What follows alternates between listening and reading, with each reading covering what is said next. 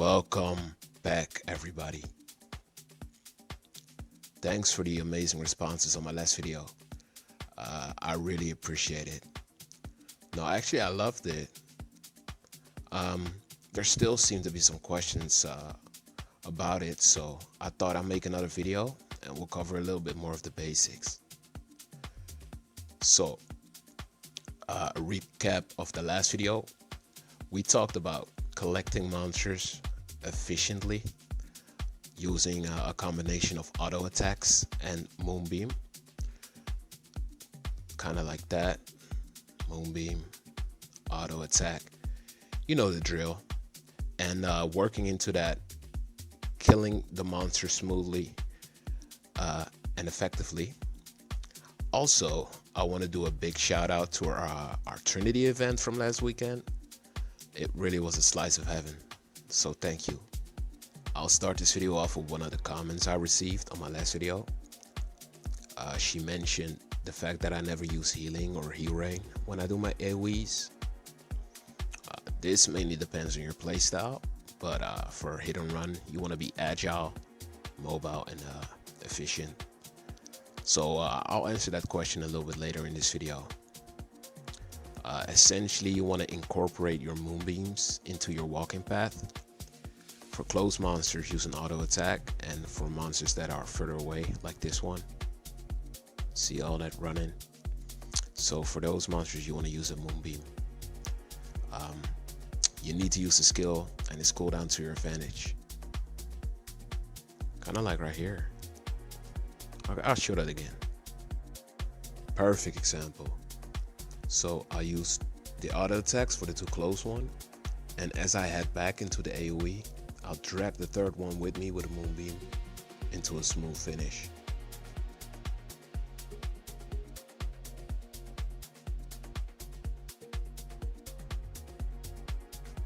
Alright, diving into our next topic, how and especially when to use your Merkabas. So there are two kinds of Merkabas. There's a good one and obviously a bad one. And whether it's good or bad depends on the placement. As you can see right here, there's just this huge lump of ice in the way, which is a pain to maneuver around. This spot right here is a lot better. I can maneuver around it 360 if I want to and play with the monsters as I see fit. So this is the kind of Merkaba you want to go for. An open space, easy to move around. Yeah, that is a good Merkaba. So for this one, I got a little trivia. I want you to decide if the next Merkaba I use is a good one or a bad one. I'll give you some time to think about it. And it's obviously not a good Merkaba at all. This one is a lot better right here. You see, it offers you a lot more space to move around, so it's essentially way safer to use, and also way easier to manipulate. Referring back to our earlier comment, Mushy, I never see you use heal ring. Why? So this is mainly because it's a mobile. You want to use food over healing because you cannot move when you're healing. And if you cannot move, you can't really direct the path of the monsters and you can get hit. So you want to avoid standing still in one place as much as possible. And the only thing you really need to get used to is eating at the right moments, as I'll show here. So I know I can take 2 hits. So right before I take the third one, I'll make sure to eat, so I'll stay in a safe range and stay alive.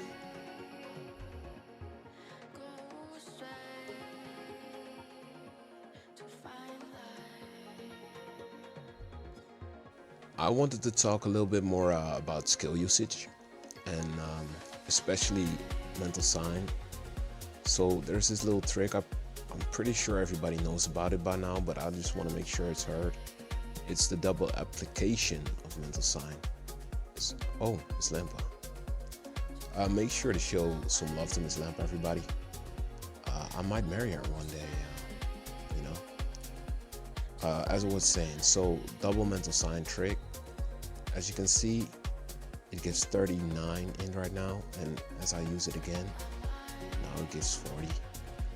So you use the end from the first one to up your stats, and then apply it to the next one, and then you apply the rest of your buffs.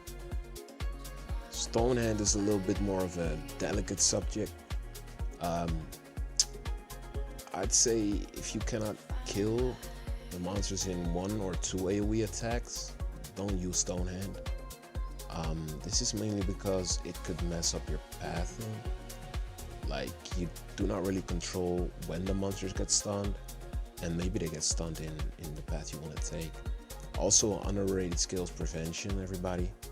Make sure to pick it up as it keeps you safe in a lot of situations.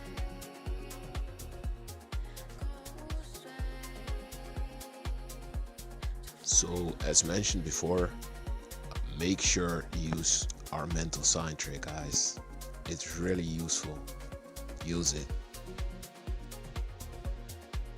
Coming back on using Stonehand, or the motivation behind not using Stonehand, I'd say if you can kill the monsters in 1 to 2 AoE attacks, don't use it. I say this because it messes up your path and control over the monsters a lot. Essentially, the skill is like redundant, and you're shooting yourself in the foot if you use it on any long-term killing.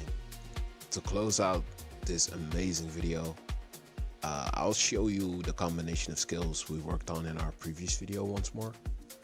So we are talking about the collecting right here, Moonbeam, auto attack, and using the Berry of Life to get out of the risky situations, into the finishing of applying the double Merkaba damage.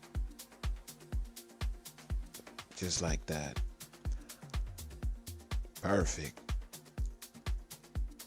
So once again, I'd like to thank everybody for watching, and make sure to stay handsome and healthy, everybody.